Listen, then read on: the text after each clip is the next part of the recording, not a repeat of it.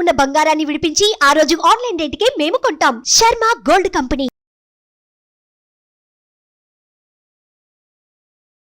ఓం ధ్యాయేత్ సత్యగుణాతీతం గుణత్రయ సమన్వితం లోకనాథం త్రిలోకేశం కౌస్తుభాభరణం హరిం నీలవర్ణం పీతవస్త్రం శ్రీవత్సాంకితభూషితం గోవిందం గోకులానందం బ్రహ్మాత్యైరపి పూరితం శ్రీమహావిష్ణవే పరమాత్మనే నమో నమః. శివాయ గురవే నమః. ప్రేక్షకులందరూ కూడా నమస్కారము. నేను మీ హరిహర శర్మ. 24 ఏకాదశులు, వాటి యొక్క వైశిష్ట్యాలు, ఏకాదశి యొక్క నియమాల గురించి మనం మాట్లాడుకుంటూ వస్తున్నాము. దాంట్లో భాగంగా ఈ చైత్రమాసంలో వచ్చేటువంటి శుద్ధ ఏకాదశి అంటే పౌర్ణమికి ముందు వచ్చేటువంటి ఏకాదశి యొక్క పేరు ఏమిటి, ఈ యొక్క ఏకాదశి రోజు ఏ విధమైనటువంటి దైవారాధన చేయడం వల్ల మనకి సకల విధమైనటువంటి కామ్యములన్నీ కూడా సిద్ధిస్తాయి, ఇలాంటి నియమాలు ఈ యొక్క ఏకాదశికి పాటించాలి అనేటువంటి విషయాల గురించి సవిస్తరంగా మనం వ్రత కథను కూడా మాట్లాడుకుంటూ ఈ యొక్క వ్రత వైశిష్ట్యాన్ని తెలుసుకుంటూ వద్దాం. ఈ యొక్క చైత్ర శుద్ధ ఏకాదశి యొక్క పేరు ఏమిటయ్యా అంటే కనుక కామద అని చెప్పేసి శాస్త్రం చెప్తూ ఉంది. ఈ యొక్క కామద ఏకాదశి యొక్క వైశిష్ట్యత గురించి వ్రత కథ ద్వారా మనం తెలుసుకునేటువంటి ప్రయత్నం చేద్దాం. పూర్వమున దిలీప మహర్షి మనకి వశిష్ఠ మహర్షి తన యొక్క కులగురువు అయినటువంటి వశిష్ఠ మహర్షి యొక్క ఆశ్రమానికి చేరుకుని ఆయనకు అర్ఘ్యపాద్యాలు సమర్పణ చేసి పాదపూజను చేసినటువంటి వాడి స్వామివాణ్ణి ఆ యొక్క కులగురువు అయినటువంటి వశిష్ఠుణ్ణి ఇలా అడుగుతున్నాడు, అయ్యా స్వామి, నా మీద దయ ఉంచి ఈ యొక్క విషయం గురించి సవిస్తరంగా నాకు ఉపదేశించండి అని చెప్పేసి ప్రార్థిస్తూ ఇలా అడుగుతున్నాడు అన్నమాట. చైత్రమాసంలో వచ్చేటువంటి శుద్ధ ఏకాదశి యొక్క వైశిష్ట్యతను నాకు వివరించండి తండ్రి అని చెప్పేసి ప్రార్థన చేయగా అప్పుడు వశిష్ఠుడు ఈ విధంగా చెప్తున్నాడు అన్నమాట, నాయన, చైత్ర శుద్ధ ఏకాదశి రోజు వచ్చేటువంటి ఏకాదశిని కామద అని చెప్పేసి పిలుస్తారు. ఈ యొక్క కామద ఏకాదశిని ఆచరించడం వల్ల సకల విధములైనటువంటి కామ్యములు సిద్ధిస్తాయి. ప్రతి మానవుడికి మనస్సులో ఒక కామ్యము అనేటువంటిది ఉంటుంది. అది సక్రమమైనటువంటి ధర్మకామ్యమైతే కనుక ఈ వ్రతము ఆచరించడం వల్ల తప్పకుండా సిద్ధిస్తుంది. మరి యొక్క విశేషం ఏంటంటే కనుక ఈ యొక్క కామద ఏకాదశిలోనూ మంచి పుత్రుడు జన్మించడానికి ఎవరైతే కనుకనో, అంటే ఇప్పుడు పుత్రకామేష్ఠి యాగము చేయలేనటువంటి శక్తి లేనటువంటి వారు ఈ యొక్క కామద ఏకాదశి యొక్క వ్రతాన్ని చేయడం వల్ల కూడా పుత్రకామేష్ఠి యాగం చేసినటువంటి పుణ్యఫలితము దక్కుతున్నది వాళ్ళకి అని చెప్పేసి వశిష్ఠ మహర్షి ఉపదేశించాడంట. అదేవిధంగా ఉత్తమ జన్మను కూడా ఎత్తుతాడనమాట ఆ యొక్క పుత్రుడు. అంటేను మామూలుగా మనం చేసుకున్నటువంటి పూర్వజన్మ యొక్క కర్మ ప్రారంధాల వల్లే కొత్త జన్మ అనేటువంటిది మనకి ఆధారపడి ఉంటుంది. మనం అనేక విధమైనటువంటి పాపాలు చేసామనుకోండి, జంతు రూపంలో మనం జన్మిస్తాం. మానవుల్లో కూడా ఉత్తమమైనటువంటి జన్మను మనం జన్మించాలంటే కనుకను ఇలాంటి సుకృతమైనటువంటి వ్రతాలు చేయడం వల్ల ఉత్తమమైనటువంటి పుత్రుడు పుడతాడు అని చెప్పేసి వశిష్ఠ మహర్షి ఈ యొక్క కథను వివరిస్తూ వెళ్తున్నాడు. దీనికి మరింత వైశిష్ట్యతమైనటువంటి వ్రత కథ కూడా ఉంది నాయన, చెప్తున్నాడు, భక్తి శ్రద్ధతో విను అని చెప్పేసి వ్రత వైభవాన్ని వివరిస్తూ వ్రత కథను కూడా ఈ విధంగా చెప్తూ వెళ్తున్నాడు అన్నమాట. ఈ యొక్క కామద ఏకాదశిని ఆచరించడం వల్ల సకల విధములైనటువంటి ఆ యొక్క దారిద్ర్యములు, దుఃఖములన్నీ కూడా నివృత్తి పొంది సకల విధములైనటువంటి ధర్మార్థ కామ్యములన్నీ కూడా సిద్ధి పొందుతాయి మానవుడికి అని చెప్తూ ఈ యొక్క వ్రత కథను కూడా చెప్తున్నాను అని చెప్తూ వ్రత కథను వివరిస్తూ ఉన్నాడన్నమాట. పూర్వమున రత్నాపురము అనేటువంటి రాజ్యంలోనూ పౌండరీకుడు అనేటువంటి మహారాజు పరిపాలిస్తుండేటువంటి వాడన్నమాట ఆ యొక్క రత్నాపురం అనేటువంటి రాజ్యాన్ని. ఆ యొక్క రాజ్యంలో ఎవరు నివాసం పొందేటువంటి వారయ్యా అంటే కనుక మానవులు, ఋషులతో పాటు గంధర్వులు, అప్సరసలు అందరూ కూడా నివాసం పొందేటువంటి వారన్నమాట ఆ యొక్క రాజ్యంలో. అయితే ఆ యొక్క పౌండరీక మహారాజు యొక్క రాజ్యంలో ఉన్నటువంటి యొక్క గంధర్వులు, అప్సరసలు అందరూ కూడా నిత్యము కూడాను రాజసభలో ఆ యొక్క మహారాజు గారి పౌండరీక మహారాజు ముందు చక్కగా అప్సరసలందరూ కూడా నృత్యం చేస్తుంటే గంధర్వులందరూ కూడా గానం గాస్తూ ఉండేటువంటి వారన్నమాట. అలా దేదీప్యమానంగా వెలిగిపోతూ ఉండేటువంటి వారన్నమాట ఆ యొక్క రత్నాపుర మహారాజ్యం. అయితే ఆ యొక్క రాజ్యంలో నేను అప్సరసల్లో ఒకళ్ళైనటువంటి లలిత అనేటువంటి అమ్మాయి, గంధర్వుల్లో ఒకటైనటువంటి లలితుడు అనేటువంటి గంధర్వుడు, ఇద్దరు భార్యాభర్తలు జీవిస్తూ ఉండేటువంటి వారన్నమాట. ఇద్దరు ఎంతో అన్యోన్యంగా ప్రేమాభిమానంతో ఇద్దరు కూడా జీవిస్తూ ఉండేటువంటి వారు. వారిద్దరి మధ్య ప్రేమ ఎలాంటిదయ్యా అంటే కనుక కొన్ని క్షణాలు ఆ యొక్క అవతల వ్యక్తి కనపడకపోయినా సరేను వీరు పరితపిస్తూ ఉండేటువంటి వాడన్నమాట. ఇద్దరిలో అంత ప్రేమ రాగాలు కొనసాగుతూ ఉండేటువంటివి. అయితే ఒకరోజు రాజసభలో జరుగుతున్నటువంటి గంధర్వుల ముందు, ఆ యొక్క ఋషుల ముందు, రాజుల ముందు జరుగుతున్నటువంటి నృత్యానికి ఈ యొక్క లలితుడు అనేటువంటి గంధర్వుడు కూడా వెళ్ళేసి అప్సరసలందరూ కూడా నృత్యం చేస్తూ ఉంటారు. అయితే ఈ యొక్క లలిత అనేటువంటి అప్సరస మాత్రము ఆ రోజు రాజసభకు రాదన్నమాట. అయితే ఈ యొక్క లలితుడు మాత్రము తన యొక్క భార్యనే ఆలోచిస్తూ భార్యని గురించే ఎటు వెళ్ళిందో, ఎక్కడికి వెళ్ళిందో, ఏంది కనపడట్లేదని చెప్పేసి ఆందోళనతోటి ఆ గానాన్ని గానిస్తూ కూడాను మరిచినటువంటి వాడే తన యొక్క భార్య మీదే తన యొక్క బుద్ధి మొత్తం కూడా మారంగానేను అపశృతి తొల్లుతుందంట ఆ యొక్క గానంలో.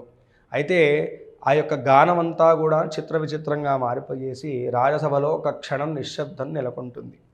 అయితే ఆ యొక్క రాజసభలోనే ఉన్నటువంటి కర్కోడకుడు అనేటువంటి నాగరాజ సర్పము ఈ యొక్క లలితుడి యొక్క మనస్సులో ఉన్నటువంటి మదనను తెలుసుకున్నటువంటి వాడే పుండరీక మహారాజుకి వివరించాడంట. అయ్యా ఇది అని చెప్పేసి అనగా నేను అప్పుడు పుండరీక మహారాజుకి చాలా కోపం వచ్చిందంట. పోయి ఎంత దుస్సాహసాన్ని చేశావు, ఇంత పెద్ద రాజసభలోనూ నీ యొక్క భార్యను ఆలోచిస్తూ ఎంగిలి పాటలన్నీ కూడా నా ముందు పాడతావా, అపశృతిగా పాడతావా? నీ యొక్క అపశృతి వల్ల నీ యొక్క రాజసభ మొత్తం కూడా మరణమైంది. ఈ యొక్క దుస్సాహసానికి నువ్వు పాల్పడినందుకు నువ్వు ఈ క్షణమే ఒక మనుషుల్ని మాంసాన్ని పీక్కుతునేటువంటి బ్రహ్మరాక్షసుడి వల్లే వారిపో అని చెప్పేసి ఆ గంధర్వుడిని శపించాడంట. మరుక్షణమే అంటే ఈ యొక్క పౌండరీక మహారాజు కూడా ఎంతో ధర్మాత్ముడు. నిత్యము కూడా దైవారాధన, విష్ణువారాధన చేయడం వల్ల తనకు కూడాను ఆ యొక్క వాక్శుద్ధి అనేటువంటిది ఉందన్నమాట. అలా ఈ యొక్క గంధర్వుణ్ణి శపించంగా నేను అంటే మీరు ఒక క్షణం ఆలోచించాల్సిన విషయం ఏంటంటే అప్సరసలు ఎవరి ముందు నృత్యం చేస్తారు? సాక్షాత్తుగా దేవేంద్రుడు ముందు నృత్యం చేస్తారు. అలాంటిది పౌండరీక మహారాజు ముందే గంధర్వులు గానం గాస్తుంటే అప్సరసలు నృత్యం చేస్తున్నారంటే ఈయన ఎంత మహాత్ములో మనం ఇక్కడ ఆలోచించుకోవాల్సినటువంటి విషయం. అలా శపించంగానే మరుక్షణమే 8 యోజనాల యొక్క పొడుగు పెరిగిపోయాడంట ఆ యొక్క గంధర్వుడు. భీకరమైనటువంటి భయంకరమైనటువంటి శరీరం వచ్చిందంట. శరీరం మొత్తం కూడా చెట్లలాగా రోమాలు వచ్చేసాయంట. పెద్ద పెద్ద పళ్ళు వచ్చాయంట బయటికి. నాలిక కూడాను అందరూ కూడా భయపడేట్టుగా మారిపోయిందంట. ముఖం చూడడానికి ఎలా ఉందయ్యా అంటే కనుక పెద్ద పర్వతం తీసుకొచ్చి పెట్టినట్టుగా ఉందంట ఆ యొక్క ముఖం కూడాను. కళ్ళు కూడాను ఎర్రగా భగభగ మండిపోతూ ఉన్నాయంట. అలా క్రూరమైనటువంటి బ్రహ్మరాక్షస రూపంలోనూ ఆ యొక్క గంధర్వుడు మారిపోయాడంట. ఆ గంధర్వుడు ఎంతో దుఃఖించిన వారే విలపించుకుంటూ తన యొక్క లలిత అనేటువంటి తన యొక్క అప్సరస అయినటువంటి భార్య చూస్తే ఈ రూపంలో విలవిల్లాడుతుంది అని చెప్పేసి ఏం చేశాడయ్యా అంటే కనుక అడవుల బాట, అరణ్యాల బాట పట్టాడంట ఈ యొక్క లలితుడు. సరే అలానే అరణ్యాల్లోకి కొనసాగుతూ వెళ్తూ ఉన్నాడు. ఆకలి దప్తులతోటి అటు ఎందుకంటే పుట్టినటువంటి పుట్టుక ఏమో దేవతా పుట్టుక. మనుష్యుల్ని పీక్కు తినలేడు బ్రహ్మరాక్షసుల్లాగా, జంతువుల్ని కానీ మనుష్యుల్ని కానీ. అలా చెట్ల మీద ఉన్నటువంటి పండ్లు పదాలే తినుకుంటూ సరైనటువంటి ఆహారం, ఎందుకంటే ఈ దేహం ఎలా ఉంది, మానవుడి దేహంలా లేదు, బ్రహ్మరాక్షస దేహం.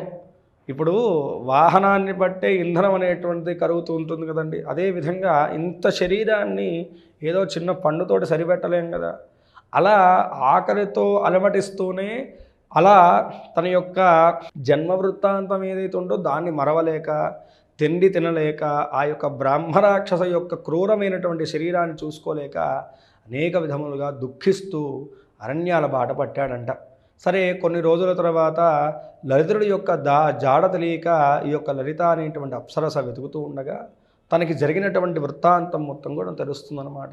ఎంతో దుఃఖించిన రాలై తన యొక్క భర్త ఎక్కడ ఉన్నాడో అదే అరణ్యానికి బయలుదేరిందనమాట ఈ అమ్మాయి కూడా.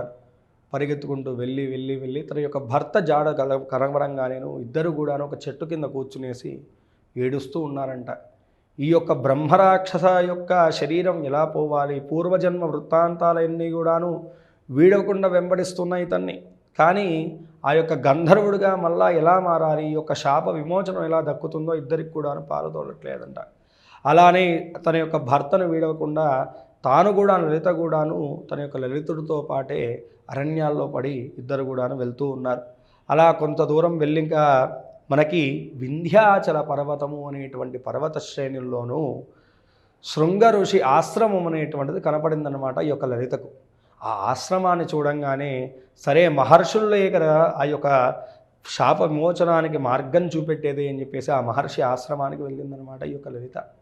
వెళ్ళంగానే అక్కడ శృంగఋషి మహర్షి తపస్సు చేస్తూ బ్రహ్మ తేజస్సులో వెలిగిపోతున్నానంట. ఆ స్వామి ముందే కూర్చుని అమ్మాయి విలపిస్తూ ఉందంట. కొంతసేపటికి కళ్ళు తెరిచినటువంటి ఆ యొక్క మహర్షి ఇలా అడుగుతున్నాడు అనమాట, అమ్మా ఎవరు నువ్వు, ఏమి జరిగింది, ఎందుకు విలపిస్తున్నావు అనగా నేను అమ్మాయి జరిగినటువంటి వృత్తాంతం మొత్తం కూడా తెలిపిందనమాట.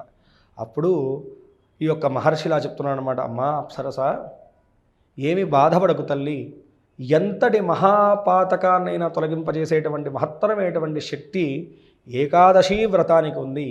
దానిలో ఉత్తమమైనటువంటిదే చైత్ర శుద్ధ ఏకాదశి అయినటువంటి కామదా ఏకాదశి. నీ యొక్క కామ్యమును అంటే నీ కోరికను సిద్ధింపజేసేటువంటి శక్తి ఆ ఏకాదశికి మాత్రమే ఉన్నది తల్లి. నువ్వు ఆ యొక్క ఏకాదశి వ్రతాన్ని ఆచరించు.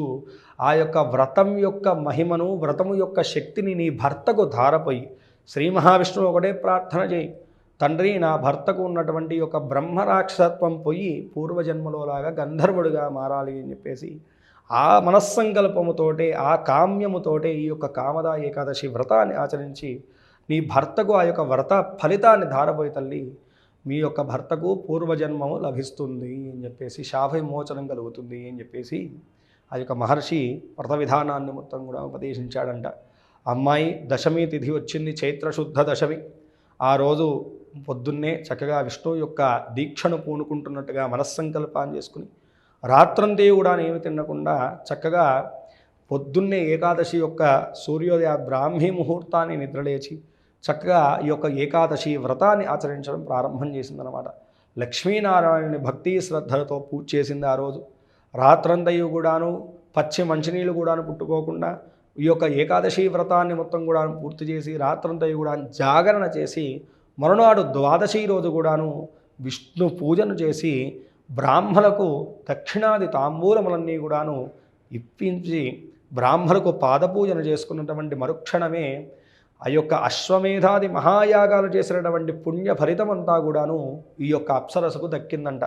అయితే చివరాఖరికి ఈ యొక్క ద్వాదశి అయిన తర్వాత ఏకాదశి వ్రతం పూర్తయినట్టు కదా, అప్పుడు బ్రాహ్మణ సత్కారం కాగానే ఈ యొక్క వ్రతదీక్షా భరితమంతయు కూడాను విష్ణుమూర్తిని ప్రార్థన చేసిందంట, స్వామి ఈరోజు నిన్ను ఉద్దేశించినటువంటి ఈ యొక్క కామదా ఏకాదశి యొక్క వ్రత ఫలితాన్ని నా భర్తకు అర్పిస్తున్నానని చెప్పేసి భావన చెంది అర్పించినటువంటి మరుక్షణమే ఆ యొక్క గంధర్వుడికి శాప విమోచనం కలిగి బ్రహ్మ తేజస్సుతోటి దేదీప్యమానమైనటువంటి శరీరముతోటి మళ్ళీ గంధర్వుడుగా మారాడు ఆ యొక్క లలితుడు. ఈ విధంగాను ఇద్దరు కూడాను కామదా ఏకాదశి యొక్క వ్రత ఫలితం వల్ల మరుక్షణమే పుష్పక విమానం వచ్చి వీరిద్దరిని కూడాను స్వర్గలోకానికి తీసుకెళ్ళి ఆ యొక్క ఇంద్రుడి దగ్గర వీళ్ళిద్దరు కూడాను స్వర్గలోకంలోని నిరంతరం కూడా జీవించేట్టుగా ఈ కామదా ఏకాదశి యొక్క వ్రత ప్రభావం అనేటువంటిది కలిగింది అని చెప్పేసి వశిష్ఠ మహర్షి దిలీప మహారాజుకి వివరించాడంట. ఇంతటి మహత్తరమైనటువంటి వ్రతము ఈ యొక్క కామదా ఏకాదశి వ్రతం. కాబట్టి మనందరికి కూడా అనేక కోరికలు ఉంటాయండి. కొంతమందికి పెళ్ళి అవ్వదు, తల్లిదండ్రులకి ఏంటంటే కనుకను ఆటంకాలు తీరవు. అలాంటి వారు మీ యొక్క మనస్సుకు ఉన్నటువంటి కోరిక నెరవేర్చడానికి ఈరోజు కామదా ఏకాదశి వ్రతాన్ని చేయండి. కొంతమందికి ఇల్లు కట్టుకోవాలని ఎన్నో రోజుల నుంచి కోరిక ఉంటుంది, ఆ కోరిక సిద్ధించదు. అలాంటి వారు కూడా ఈ యొక్క కామదా ఏకాదశి వ్రతాన్ని ఆచరించవచ్చు. అలా మనస్సులో ఎప్పటి నుంచో తీరనటువంటి కోరిక ఏదైతే ఉన్నదో ఆ కోరిక నెరవేరాలని చెప్పేసి ఈరోజు కామదా ఏకాదశి వ్రతాన్ని ఆచరించేటువంటి వారికి తప్పకుండా కామ్య సిద్ధి నెరవేరుతుంది అని చెప్పేసి పురాణ వృత్తాంతం. కావున ప్రతి ఒక్కరు కూడా ఈరోజు శ్రీ మహావిష్ణువు యొక్క ఆరాధన చేసి మహావిష్ణువు యొక్క పరిపూర్ణమైనటువంటి కృపకు పాత్ర కావాల్సిందిగా ప్రార్థిస్తూ స్వస్తి. రాబోయేటువంటి వీడియోల్లోనూ ఏకాదశి యొక్క మరిన్ని వైశిష్ట్యాల గురించి తెలుసుకుందాం. స్వస్తి. సుమన్ టీవీలో మీ పర్సనల్ అండ్ బిజినెస్ ప్రమోషన్స్ కోసం కింది నెంబర్కి కాంటాక్ట్ చేయండి.